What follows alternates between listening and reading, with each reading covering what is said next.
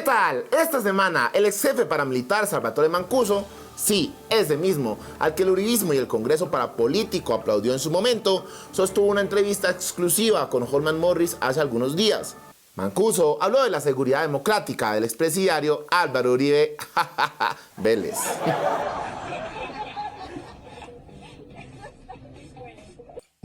La política de seguridad democrática siempre insistió en utilizar el miedo, la violencia, la guerra como una plataforma política de la seguridad democrática. Si no existían grupos armados, si no existía violencia, si no existía guerra, pues su discurso político se acababa. Entonces, el discurso de ellos y la manera de actuar fue que mientras más exista violencia, nosotros nos podemos elegir. ¿Qué?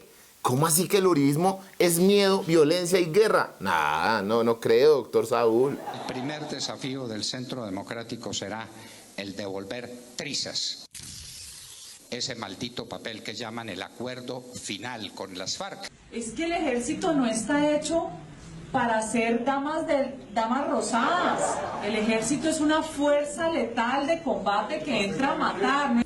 A todos los congresistas que nos han apoyado, que mientras no estén en la cárcel, a votar las transferencias, a votar la capitalización de Ecopetrol, a votar la reforma tributaria. Bueno, al fin y al cabo, el uribismo. Esperen los mejores momentos de esa entrevista en un momento. No se muevan. El alcalde de Bogotá... A ver, esperen. En Bogotá hay alcalde. Bueno, el caso es que Carlos Fernando Galán respondió al análisis que hizo el gobierno sobre el metro de Bogotá, que tendría que haber entrado en operación hace años, pero años, según Enrique Peñalosa. Vean esto. Evaluar futuros proyectos en el país no es evaluar proyectos que están en ejecución. Frente al metro, ni un paso atrás. Ahora, hay ciertos elementos de lo que ha dicho el presidente sobre el análisis que hizo el gobierno nacional de los proyectos que es importante que la opinión pública conozca. La modificación que propone el presidente es jurídicamente imposible y técnicamente inviable. Jurídicamente no es posible cambiar un contrato como lo plantea el presidente. Existe un contrato firmado y en ejecución. Y nosotros somos respetuosos de la ley, de las instituciones y de la Constitución. Y vamos a cumplir el contrato. Además, la ciudad ya ha hecho inversiones por 2.9 billones de pesos. Y si el proyecto se modifica, buena parte de esos recursos se perderían. Como ocurriría, por citar solo un ejemplo, con los valores pagados en la avenida Caracas por la compra de predios y el traslado de redes, que asciende a 542 mil millones de pesos. Esos recursos se irían a la caneca. No estamos hablando de unos estudios que se perderían, ni tampoco es un cálculo a futuro de cuál podría ser el costo social. No, son inversiones físicas, inversiones que ya se hicieron en territorio, en redes de servicios públicos y en compra de premios. La opinión pública debe saber que esas inversiones se perderían si cambiamos el proyecto Metro y que esos son recursos que hoy necesita el país, las regiones, y representan, por ejemplo, cerca del doble del presupuesto anual de una ciudad como Bucaramanga. Parar el proyecto Metro es parar el progreso de Bogotá, asumir pérdidas millonarias e incumplirles a los bogotanos. Ante esta intervención, el presidente Petro respondió: aquí no se dice la verdad. El contrato con los chinos del metro elevado se mantendría exactamente igual, solo que se disminuiría su alcance hasta la estación Antonio Nariño. Disminuir el alcance de un contrato por las partes es legal. Pero eso no es todo. Según la Escuela Colombiana de Geotecnia, la posibilidad de que se hunda el metro que se tiene planteado es bastante alta. ¿Ustedes de verdad se montarían en un metro que podría hundirse debido a las condiciones del terreno en Bogotá? Porque yo no. O sea, es que ¿quién lo haría? Expreso públicamente mi opinión y mi respaldo al sí. Claro, otra vez Peñalosa. Ni modo, seguramente eso será lo que dejen Claudia López, Carlos Fernando Galán y su mentor Peñalosa a Bogotá. El presidente Gustavo Petro se mamó y estalló en contra del Plan del Golfo. Ordenó que el ejército despejara las vías bloqueadas en Tierra Alta, Córdoba, por esa organización criminal. ¿Dónde está el general por acá? Allá. El Plan del Golfo bloqueó las vías de acceso a Tierra Alta y la gente se está retirando por temor. Orden del presidente. El ejército llega de inmediato y me despeja las vías en Tierra Alta. Orden del presidente. No entiendo cómo, teniendo el ejército aquí, el Clan del Golfo está tapando vías. ¿Quién tiene el poder aquí? Si el pueblo tiene el poder aquí, el ejército obedece al pueblo. Y eso significa que las vías de tierra alta se liberan para el pueblo. No vamos a admitir chantajes ni bloqueos. Qué bonitos. El abogado dice que sí acepta los diálogos, ¿cierto?, de paz. Y por el otro lado están impidiendo que el pueblo hable. Así no es la paz, señores. Entonces, general, por favor, dé las órdenes y mueva las tropas como tiene que ser. Evidentemente, después de esa orden, la extrema derecha quedó más o menos así. No,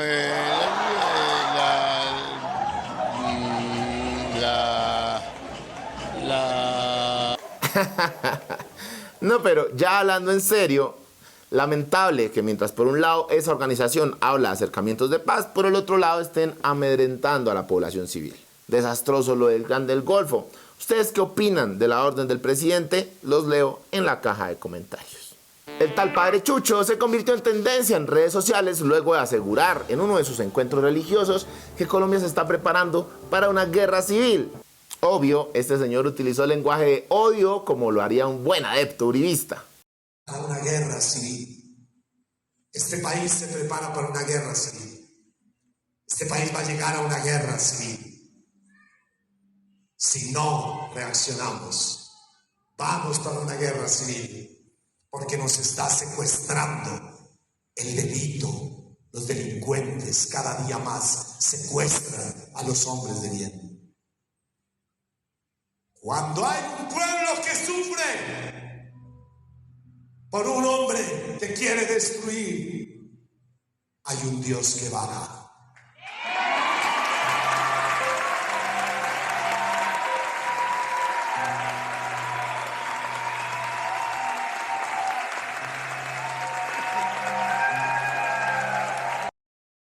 Claro, tan fácil que es hablar de guerras cuando son otros los que las tienen que enfrentar. Ah, pero eso sí, cuando Israel empezó a bombardear Palestina y el padre Chucho le pidió ayuda a Petro para que lo sacaran de allá, su reacción fue la siguiente. Sí, Tranquila. Queremos ver nuestra familia, por favor. Mi señora, ¿cuál es su nombre? Esther. Esther, ¿qué es lo que usted puntualmente necesita? Volver a Colombia. Es lo más importante para nosotros, volver a Colombia. Así es el uribismo. Hablan de guerras, pero cuando les toca vivirla, ahí sí se hacen los que ya saben ustedes.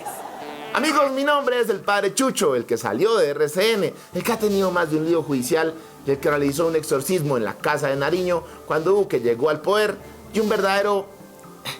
no sé ni cómo decirlo, pero me dicen Wally, y esto es Wally Opina. Cura para el alma. Bienvenidos.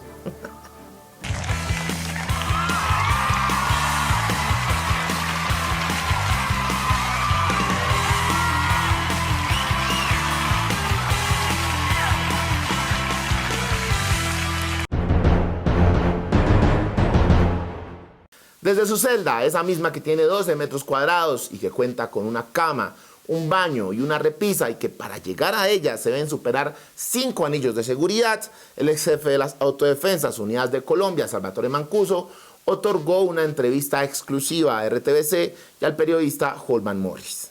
Lo que dijo fue candela, papá. Gracias, amigo, me le voy. Hasta luego. ¿Pero por qué se va, expresidente? Venga, le cuento qué pasó.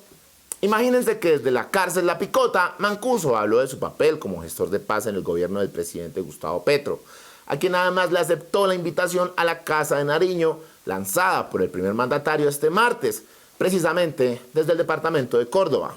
El equipo de Wally Opina reunió los mejores momentos de esta entrevista y, por supuesto, los traemos para ustedes. Creo que para iniciar es necesario instalar nuestra sección Caliente.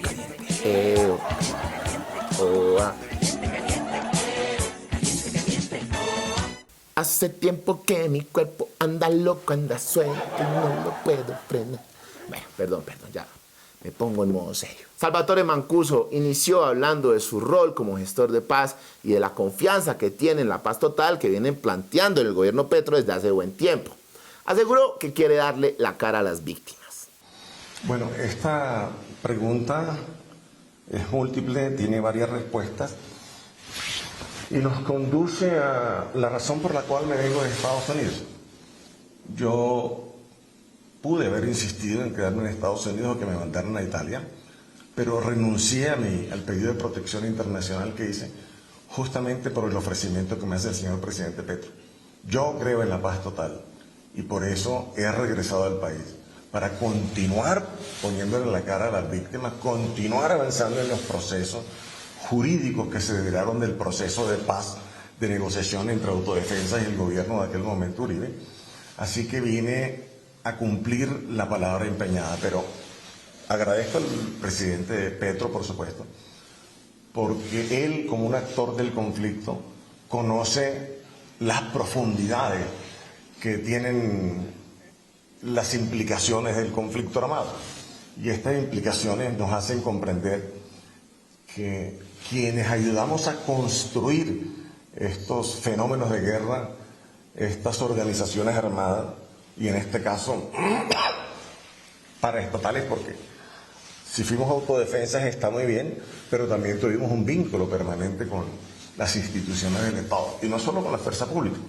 Así que yo vengo a aportar desde mi conocimiento y mi experiencia lo que esté a mi alcance para ayudarle al presidente Petro, a su gobierno y al país a que no se siga generando esta violencia, a desmontar esos ciclos de violencia, porque si observamos desde las últimas desmovilizaciones de la guerra de los 1000 días hasta el día de hoy, cada una de ellas, los territorios nunca quedaron en manos del Estado, quedaron en manos de nuevos actores que llegaron a reemplazar, a sustituir los actores que dejaron las armas.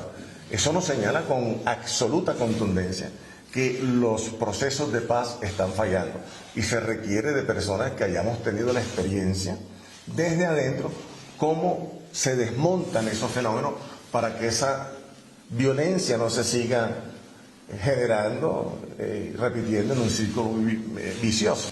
Pero adivinen quiénes no pudieron dormir después de esas declaraciones.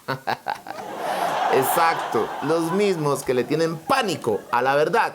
Precisamente, y ya que estamos hablando del uribismo, el ex jefe paramilitar indicó que el entonces presidente Uribe le falló a las AUC, pues más de 5.000 desmovilizados han sido asesinados luego de la creación de Justicia y Paz. A ver, nosotros nos desmovilizamos en el 2004 y coloco el ejemplo propio porque creo que es el más diciente al respecto, porque producto de nuestra desmovilización surgen actores armados en el que hoy existen, por ejemplo, el ejército gaitanista de Colombia. Estos muchachos se rearman producto de varias situaciones. La primera, el incumplimiento de la palabra del Estado, del presidente de la República en representación del Estado colombiano. Hizo unos acuerdos con las autodefensas que no cumplió. Adicionalmente empieza, posterior a la desmovilización, el asesinato. ¿De qué presidente? En aquel momento era el presidente Uribe.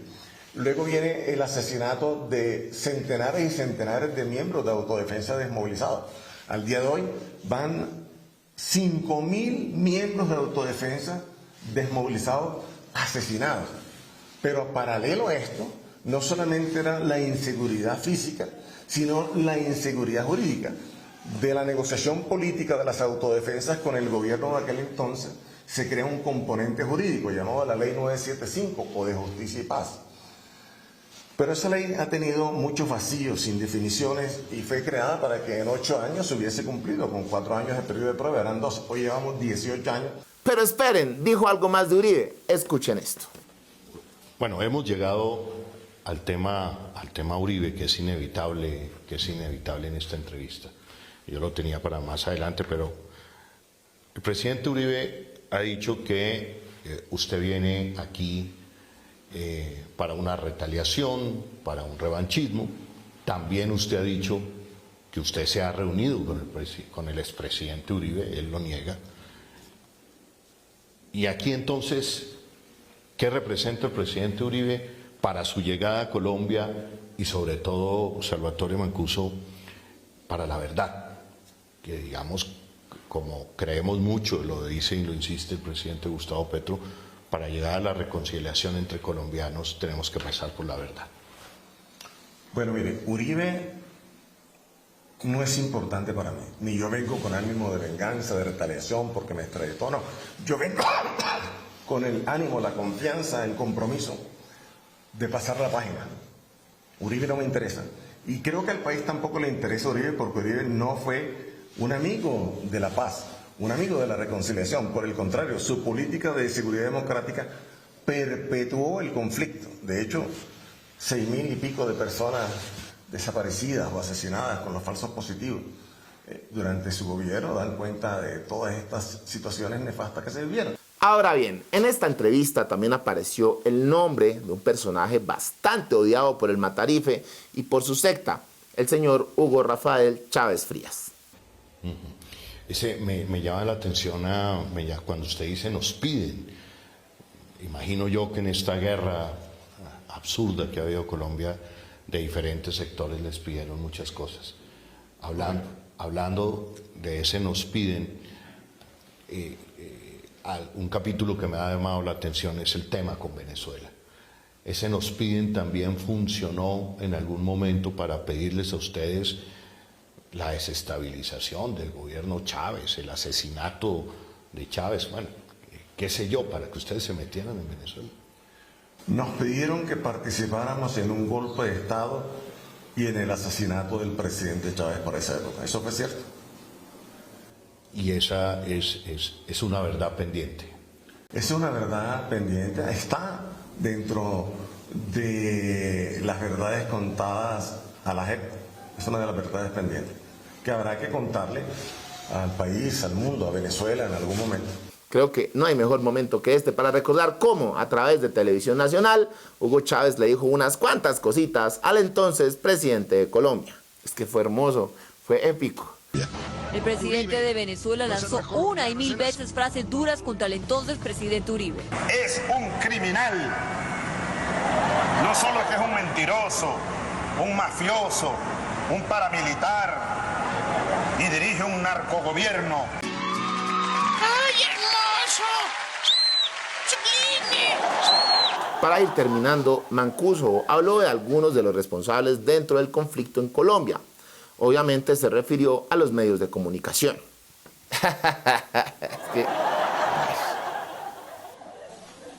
Bueno,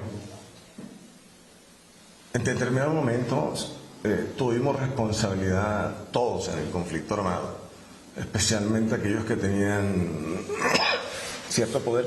De ello no escapan los gremios económicos o los medios de comunicación. Yo lo he dicho. Muchos de ellos obligados tenían que entregarle impuestos de guerra a la guerrilla, impuestos de guerra a las autodefensas.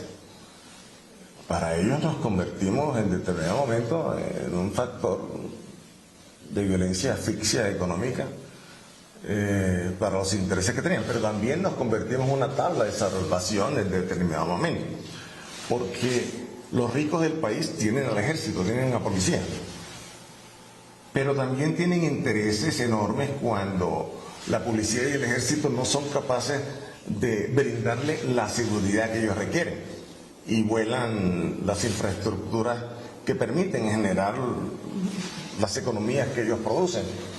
Así que en esos momentos fuimos una tabla de salvación para ellos, como nos consideraron en aquel momento, y fuimos una tabla de salvación, como repito, para aquellos que nos consideraron los héroes, porque evitamos que la guerrilla se tomara el poder por las armas.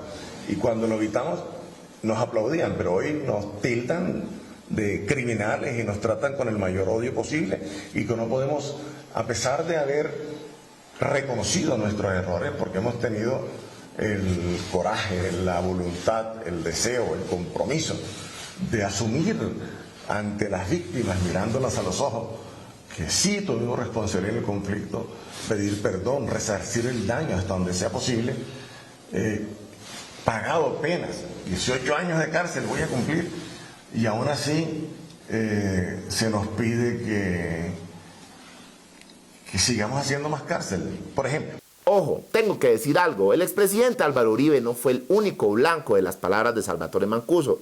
También salpicó al ex alto comisionado para la paz de ese gobierno, al prófugo Luis Carlos Restrepo, el señor Ternura, de tener alguna relación con la muerte del entonces jefe paramilitar Vicente Castaño. Sí, Luis Carlos Restrepo es prófugo de la justicia, como Pierre García, ambos uribistas, pura sangre. Pero hay otro tema que me llama la atención, usted lo tocó, porque tiene que ver con las figuras de los altos comisionados de paz, y en este caso con la figura de Luis Carlos Restrepo. ¿Qué tiene que ver Luis Carlos Restrepo con la muerte de Vicente Castaño? Digamos que hay personas que son instigadoras de crímenes. Cuando Vicente Castaño le solicitó al comisionado Luis Carlos Restrepo y al presidente Uribe,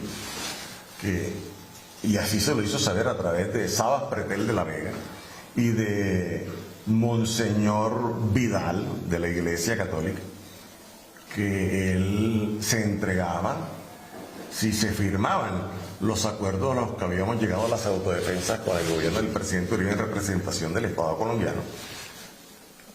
La que sucedió fue que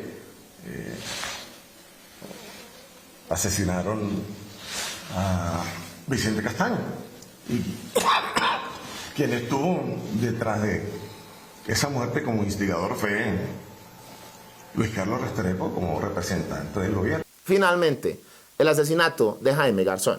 Lamentablemente, nosotros tuvimos como autodefensa responsabilidad en esos hechos. Directamente no yo, pero sí las autodefensas a través de las órdenes dadas por el comandante Carlos Castaño. Es un hecho doloroso que aún hoy, 20, 25 años después, sí, casi 25 años creo yo, fue en el 98, 99, no recuerdo con exactitud,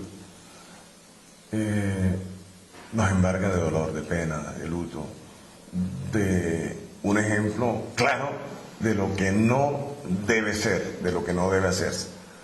Los conflictos armados hay que parar, existen maneras diferentes de solucionar las diferencias y existen caminos con los cuales si se genera todo lo que hemos venido hablando aquí, confianza, si se genera legitimidad en las instituciones, confianza en ellas, que las poblaciones vuelvan a tener esa confianza y legitimidad, que los actores puedan dar el paso y desmovilizarse, que se les den las garantías en igualdad de condiciones a los demás actores, la paz está a un paso. En conclusión, mis mametos hermosos, que Mancuso empieza a hablar ante la justicia y ante medios de comunicación seguramente generará que estalle una olla repleta de fervientes uribistas, de periodistas, de empresarios y de la élite política que harán hasta lo imposible por desviar la atención y por restarle credibilidad a sus relatos. Por supuesto, acá estaremos para exponer todo lo que Mancuso revele como gestor de paz. No podemos permitir que esos mismos que aplaudían al ex jefe de las AUC en el Congreso y que ahora lo atacan por su llegada a Colombia, se salgan con la suya e impidan que Mancuso hable y le responda a las víctimas y al país. Eso incluye, obviamente, que a este señor no le pase absolutamente nada. Estaremos al tanto.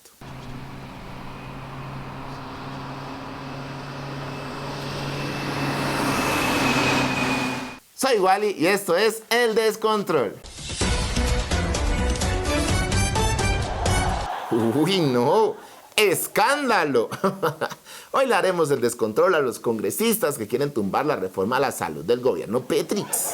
Imagínense que Noticias 1 reveló que varios congresistas han recibido billuyo por parte de EPS en medio de su campaña al legislativo. Y con razón, ¿no? 5 de los 8 autores del hundimiento de la reforma que acabaría con las EPS pertenecen a partidos a los que justamente las EPS financiaron en las pasadas elecciones. El de Miguel Ángel Pinto es el liberal, el de Berenice Bedoya es así, JP Hernández de los Verdes, Alirio Barrera y Honorio Enríquez del Centro Democrático y Norma Hurtado de la U. Queralty, financiador de sus partidos, es una organización asociada a la EPS Colsanitas.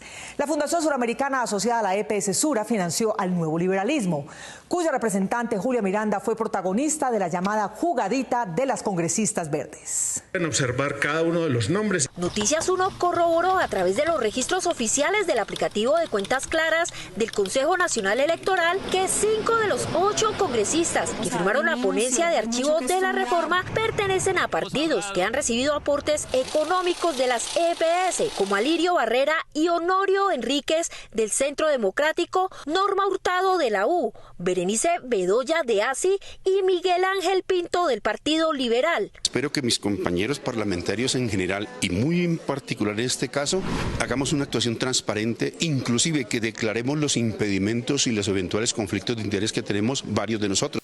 ¿Qué? ¿What? J.P. Hernández entre los financiados por una EPS. Ay, no, fijamos sorpresa. En fin, ¿será que esto son los criterios técnicos de estos congresistas para tumbar la reforma? Yo no sé, yo solo lo dejo ahí. Esto fue El Descontrol. Amigos, hasta aquí el video de esta semana. Les recomiendo compartir, darle pulgar arriba si les gusta y suscribirse en este hermoso canal en el botón rojo de la parte de abajo. También activar la campanita de notificaciones. La pregunta de esta semana es: ¿crees que ya se acabó la valeriana en Colombia? Deja tu opinión en la caja de comentarios. Amigos, aquí les dejo mis redes sociales para que me sigan. Un abrazo y nos vemos en el próximo video. Muchas gracias.